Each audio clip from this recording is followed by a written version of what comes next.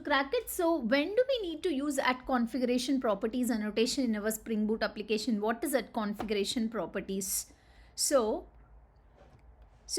basically this annotation is used to map external configuration properties into Java objects. Suppose I have some configuration defined in my application YAML file and I want to map it as a Java object. So if I have just a single property, I will use it using @value annotation, but I have a cluster of properties.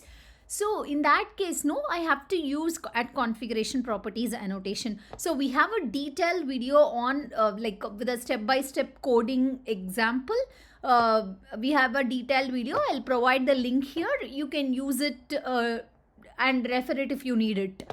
And also for the complex and the nested configurations, Spring Boot can handle hierarchical properties. Suppose, for example, I have a customer object, and inside that if I have an address, and inside that address if I have something else as well for the, let's say, PO box. So in that case of situations, no, Spring Boot will handle hierarchical properties as well.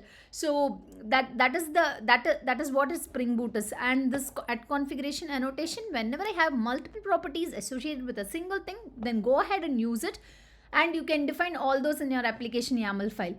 So and again, this is just a code sample. If suppose I have services.access token as followed by base URL, client ID and client secret in my application YAML file, I have provided my prefix here and I have created my properties here. So if I define at configuration properties and if I try to access these values, all these values will get populated or injected to the service config class.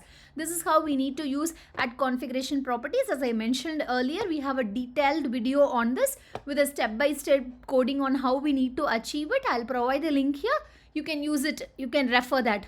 So thanks for watching Crack It. Please like, share, comment and subscribe for the updates.